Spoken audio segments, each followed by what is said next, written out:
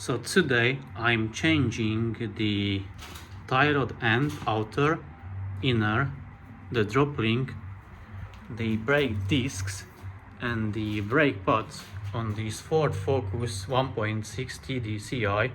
As you can see, the car is already up in the air. I use quick jack to lift it, but it's enough if you just lift the front of the car. So I already done one side, as you can see. So I have done this side, the brake discs, the pads, the outer and inner tie rod ends and the drop links. So stay tuned to see how to do it. Also, on these models you have different size of brake discs, so make sure you measure your one before so that you order the proper one. So here is the other side I'm gonna do now. You see it still has the old discs, pads and the tie rod ends and the drop links. If I can move the tie rod end, as you can see, with my bare hand, so it's not so good, that the joint here is loose and probably the inner one as well, and also the drop link I can move it with my hand. As you can see, it's moving. It's not supposed to be.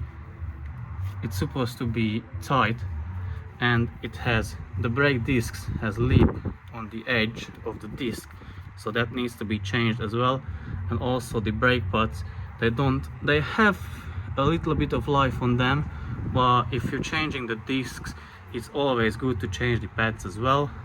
Oh, also I have already opened the brake fluid reservoir, because when you are pushing back the brake piston, it will push out the fluid. So if you take off the cap, here is the cap, if you take it off, it won't have any resistance to push against, so it will flow free. Also you can monitor the level of the fluid, and if it comes up to this level, you just siphon out a little bit of it so it don't overflow. So let's start the job. The order doesn't matter which you do first. I prefer to do the drop links and then the tie rod end, the inner and outer, because when I remove them, I will have the whole wheel be able to turn it freely, so that steering won't be connected anymore. So let's start with the drop links. The nut here is a size 15, so I'm going to use a 15mm hex socket. You may have this different size nut on here. First I will try to with an impact gun. The other side didn't get loose with the impact gun because the inner stud was spinning inside, so it was spinning together with the nut. So I had to use a 5mm hex bit or Allen key. If the impact gun won't work, I will show you the other method. But anyways, on the lower nut I will have to use the Allen key or the hex bit anyways. So let's start.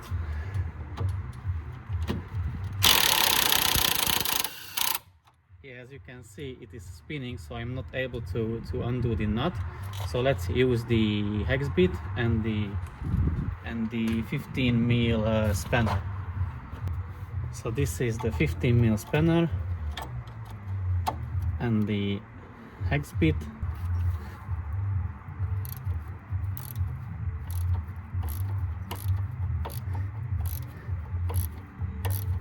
Okay, so the top nut is already loose. Let's repeat the same step with the bottom nut. The bottom nut is facing inside or towards the engine, so you won't be able to see it, but basically it's the same process. You put the Allen key inside of it and then use a spanner and undo it. So let me do it. So with the Allen key I stripped the inside of the stud or the bolt there. So now when I turn with the spanner, it just keeps turning the joint together with the nut. So now I'm using an open-ended spanner from in between the sway bar and the joint of the drop link. It's a size 17mm spanner, so I'm holding it against to spin, not to spin, and I'm loosening it from the other side with a 15mm spanner.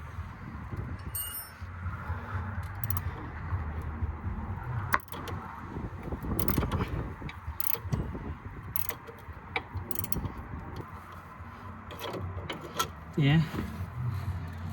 So the bottom is off. Let me remove the top one.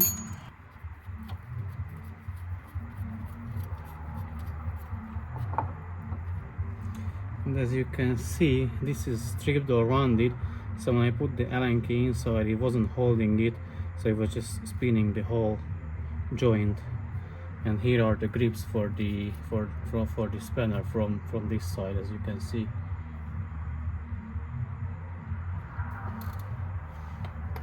Now we can remove the outer tie rod end and then the inner tie rod end. So let's loosen this nut here. It is a size 17 nut as well. I'm gonna use an impact gun, and if it's not gonna get it loose, I'm gonna put an Allen key again inside the stud and turn or undo or loosen the nut. Okay, it's loose now. I leave the nut on the top. You will see later why. And now let's loosen this locking nut or gem nut on the inner tie rod end. It is a size 24 mil nut.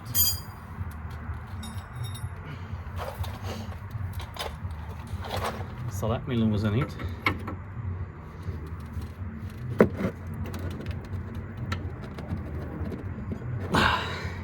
Okay, let me use a combination of the spanner and the hammer.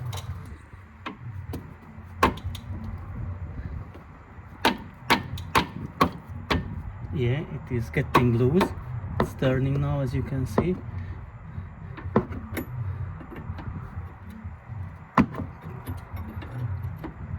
Okay.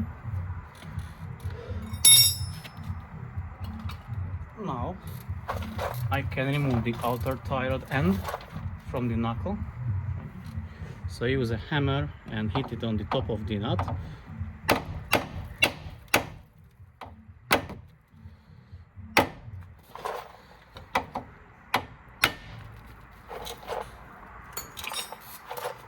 Now you can undo the nut.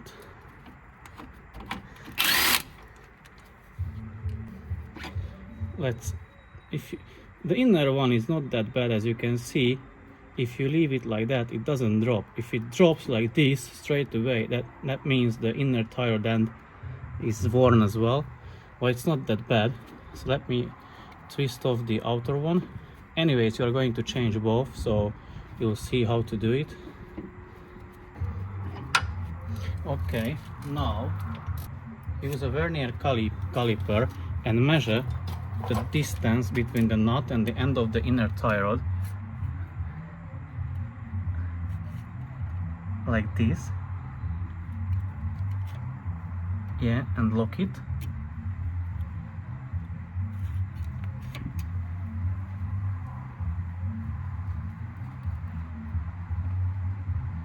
So that way you put back the new outer tie rod end exactly to the same distance as the old one was. But anyways, the very important thing is that after this job you have to take your car for a wheel alignment to get your steering wheel perfectly straight and get everything aligned perfectly that can be done on your particular model on your particular car. Now you can twist off this gem nut or locking nut. If it doesn't come off like this, like so easy as it is coming now, because the other side was quite stuck, I used an appropriate size socket on the nut and held the inner tie rod end with pliers, so it wasn't spinning, and I undone it with the impact gun.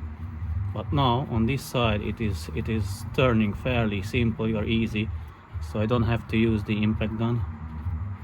So now let's remove that clamp, the small clamp on the inner tie rod and the dust cover. So I use a needle nose pliers, just push it together, yeah, and pull it off. You don't throw it away because you're gonna reuse this one later. The big one, the inner one, is not reusable. I'll show you how to remove that. I'm gonna remove it off camera and show you how I've done it. So basically I'm using a longer screwdriver, and it has a notch or place or like space where I can put this one, just pry it off or break it, if you will. Now I should be able to pull off the dust cover. Okay. So here is the inner clamp.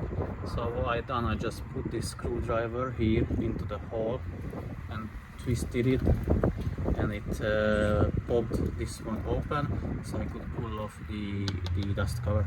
And then I removed the clamp. It's not reusable, so I'm gonna use a cable tie or zip tie on this one. I'll show you anyways. So now to remove the inner tie rod end, you have more options. I specifically have two tools for that.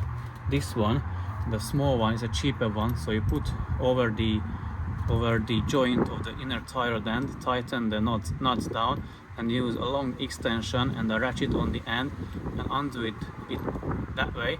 It is fairly cheap and it works. It costs £10, I believe, but I prefer to use this kind of tool. So here you have a long extension, but inside it's a hole, and here is an adapter. You have 3 adapters with this kit. So basically you just put it together,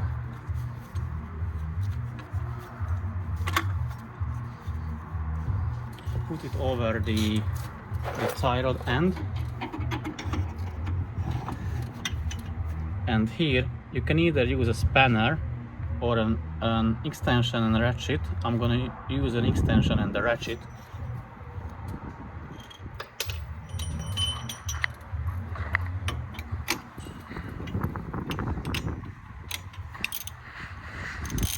And now I can undo it.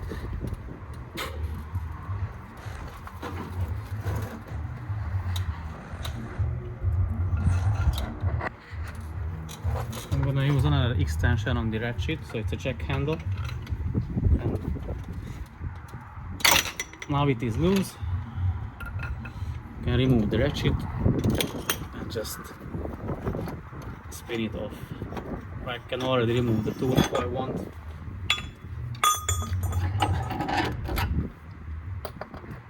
And I can twist off the inner tie rod end.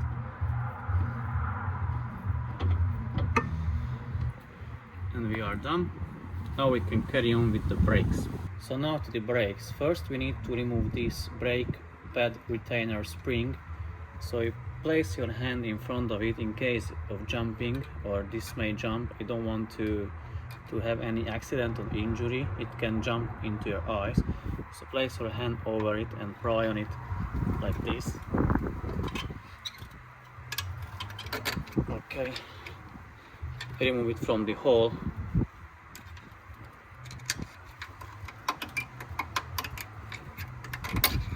Okay, now only the bottom one. Oh, it's already off. So you remove this one, you keep it, because you're gonna reuse this one. Now, why I done everything in that order? Because now I can move the knuckle, and you can see it better as well, and I have better access to everything. So basically now here are the bolts underneath these caps for the brake caliper. So you need to remove these dust caps. Use a screwdriver. So this is the top one and then the bottom one.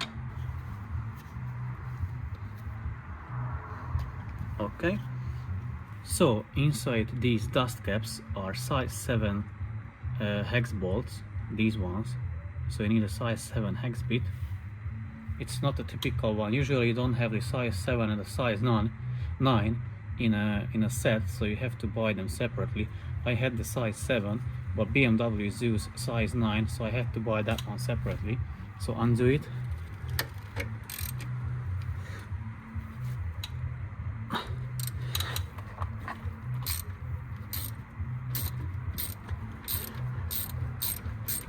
Okay, undo the bottom one.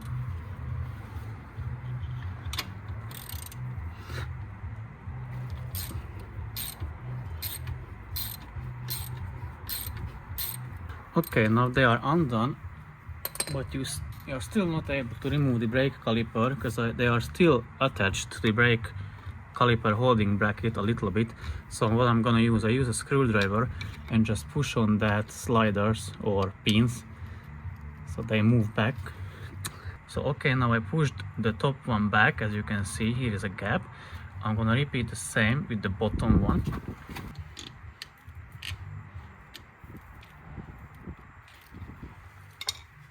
And now I can remove the caliper. I'm gonna use a hook to hook it on the coil spring, but you can use a zip tie if you don't have this hook.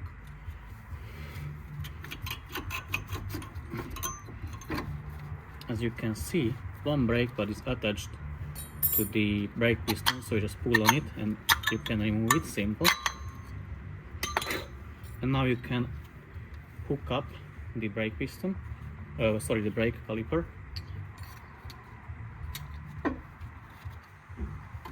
Now it is out of the way. We can remove the old brake pad, and then we can remove the whole brake caliper holding bracket, which is held by 2 bolts, and they are size 15 hex bolts.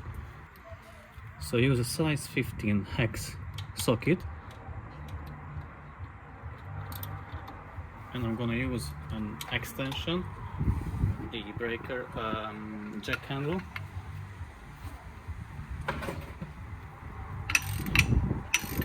to break them loose.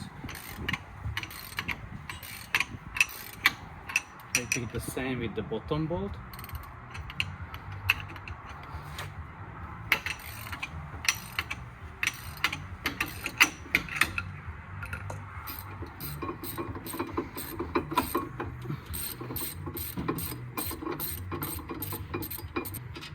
You're gonna keep these bolts because you're gonna reuse them. Now you can remove the brake caliper holding bracket.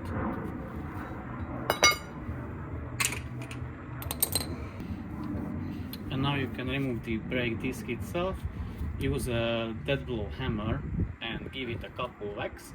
If it doesn't come off with this method, I will have another videos on my channel how to remove a stuck brake disc or rotor, whichever you prefer to call it.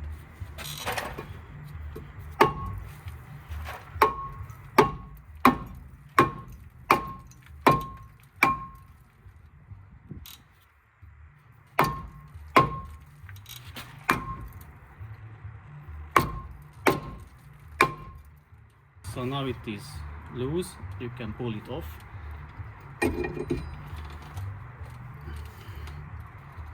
And then we are going to clean the wheel hub. We are going to clean the brake caliper holding bracket, and also we are going to clean the brake caliper itself. So now let's push back the brake piston, and I already have my tool in situ.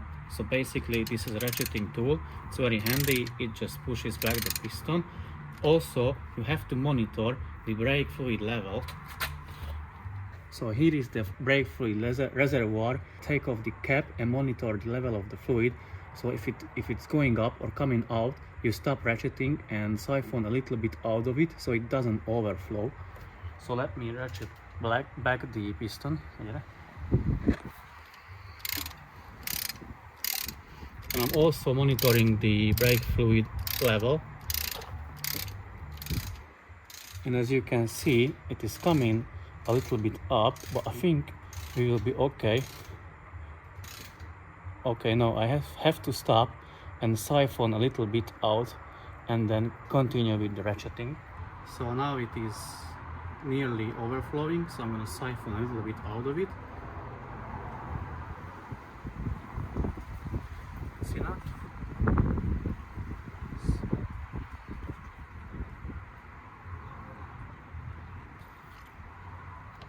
And now I can carry on ratcheting back the brake piston. Okay, so now I start to feel resistance, so it doesn't go further. So now I reverse the ratchet and remove the tool. Just like that.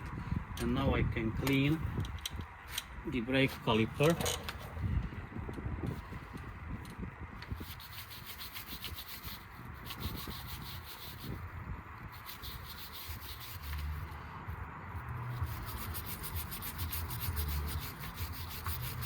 Be careful, don't tear up the rubber or the rubber dust cover on the brake piston. Okay, we'll hook it back up.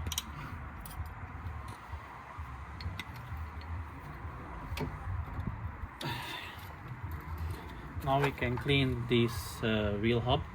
I use a drill and a wire brush attachment to clean it.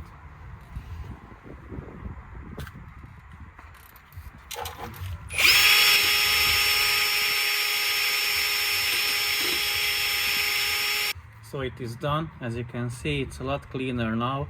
Obviously it's not as a brand new, but still better than nothing. Now we can carry on with the rest. So first, now I have the brake disc off, so I have bigger space. I'm gonna do the inner tie rod end first, and then the outer one, and then the brakes. Also clean the brake caliper holding bracket. It is important to clean it where it makes contact with the brake pads, so where they slide inside of the brake caliper holding bracket. So use a wire brush and clean it. As you can see, it has a lot of brake dust.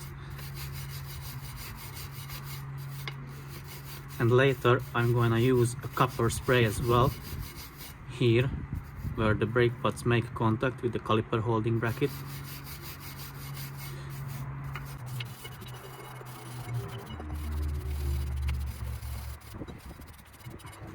And I'm gonna use also copper spray on the wheel hub as well.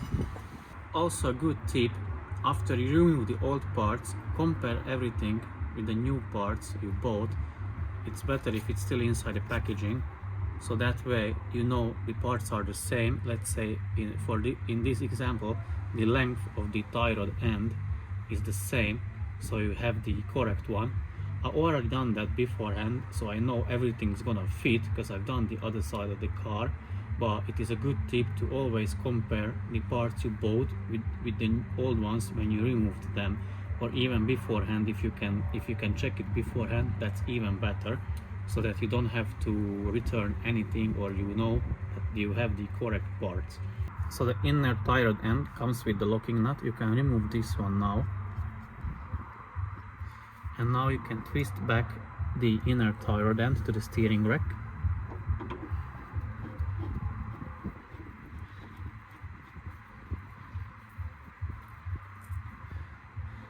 And now you can use the same tool as we used before to make it snug.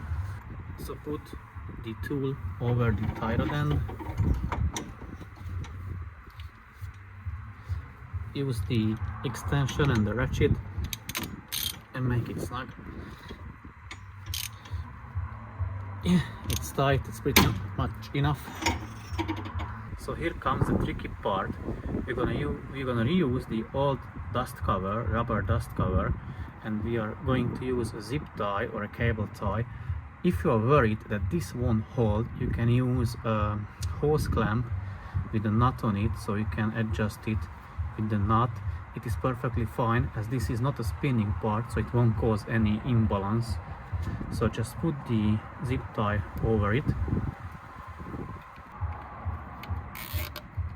As you can see, there is a nipple there, so you have to match this rubber thing with that nipple and then put it over the inner tie rod end, and after you can tighten the zip tie and cut off the end, and it will hold the rubber boot to the steering rack.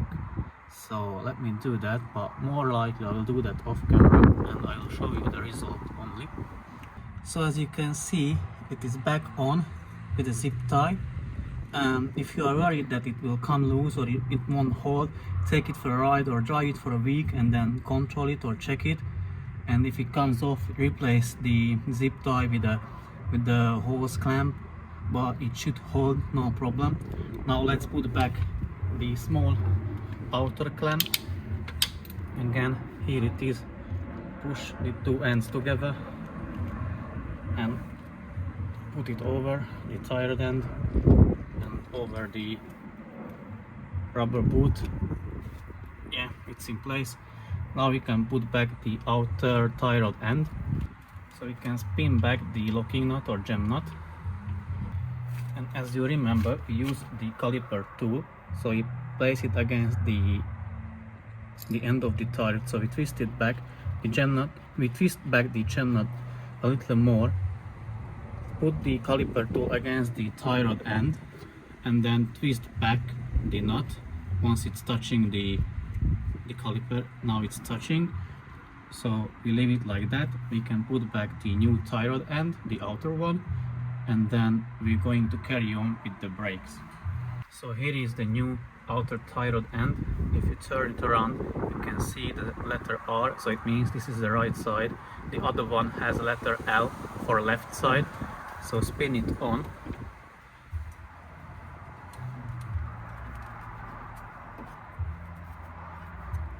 So spin all the way you can until you hit the gem nut.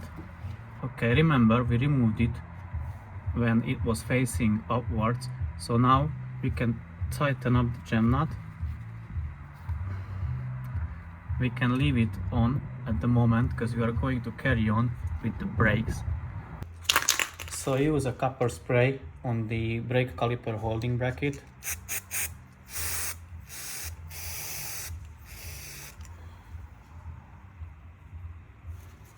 Repeat it with the other side as well.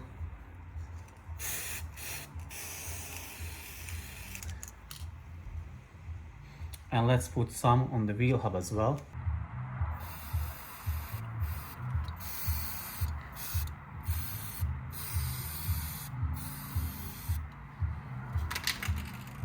And now we can put on the brake disc. So what I like to do with this type of brake discs, when you don't have the retainer screws, so I'm gonna use a nut, fit it on the wheel bolt, and then lock it with the wheel nut, so that way when you put back the brake disc it won't move or won't wiggle, so you can put back the brake caliper holding bracket a lot easier, and it will keep the brake disc in place. So let me show you what I mean.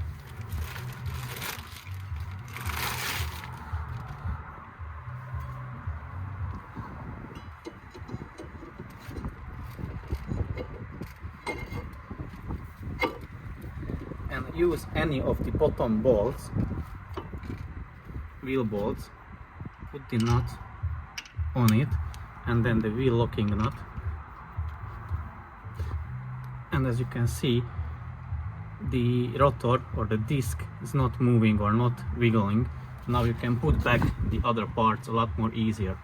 Now we can put back the brake caliper holding bracket.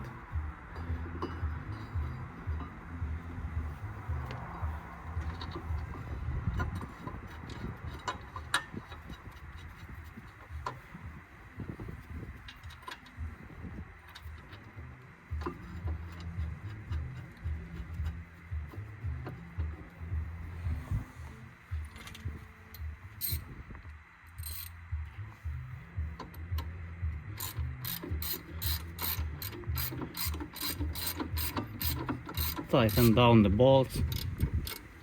Now we can put the brake pads inside of the caliper holding bracket. First put the outer one, and the inner one goes inside of the brake piston.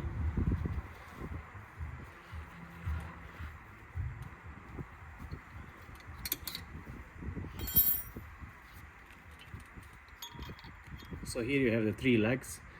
They have to go inside of the brake piston.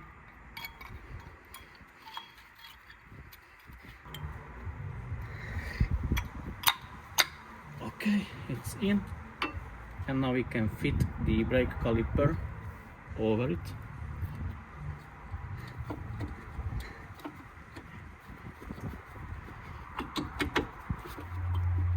Make sure it sits properly. Okay, now it is sitting properly. We can tighten the two pins. First, just make them grab on or bite on the threads, and then you can tighten them. Then you can tighten them all the way.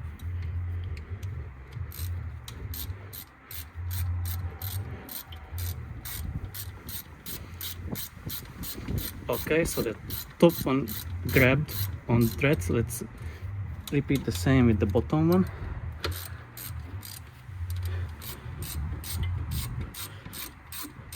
Okay, the bottom one is on as well, so now you can tighten it.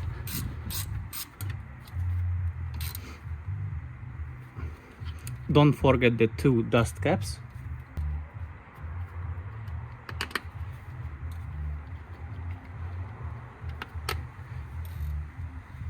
And finally, the brake retainer spring. The way I do it, first I feed the bottom one,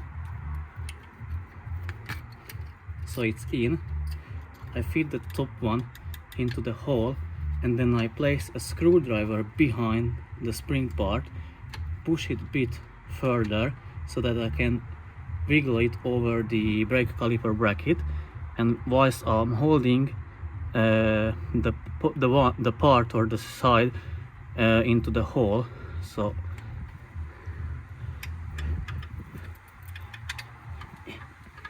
now it is in. I just need to push it all the way with the other end of the screwdriver, let's say.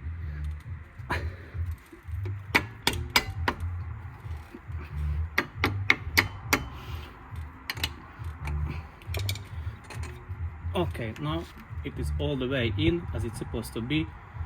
So let's connect back the track rod end to the wheel knuckle. So remove the nut from the track rod end, remove this cover, put the stud back to the wheel knuckle, align them, put the nut over it. You see this one has a nylon end, so that goes on the top.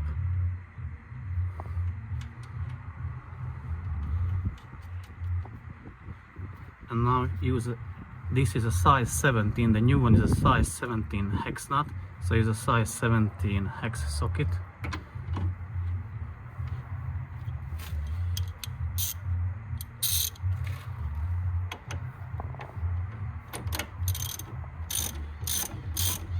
And just tighten it all the way.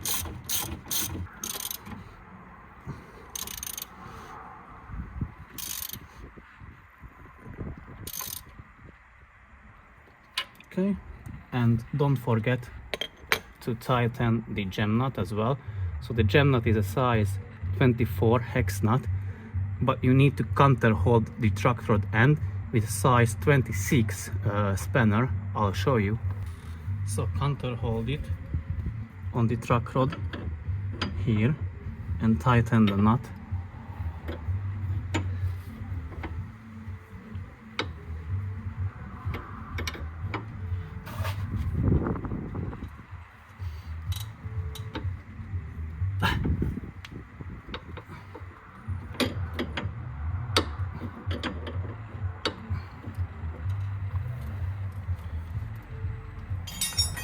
And finally, let's put back the drop link. So here is the drop link, the new one. The top one is facing towards you and the bottom one is facing towards the engine. So remember you put it back the correct way as it was in the car. So put the bottom one, then the top,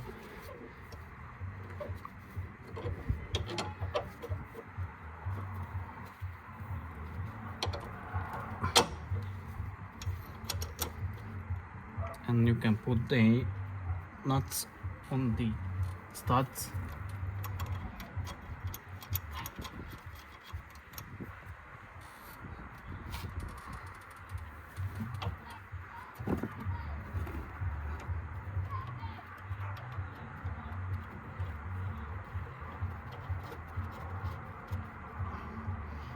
These are size 17. These are size 17 nuts as well. Usually with the new ones you don't need to counter hold them as they are still tight enough. I mean the joint inside. As you can see, I don't need to counter hold it. Okay, now it is fairly tight. Let's tighten the bottom one all the way and then we can tighten the top one.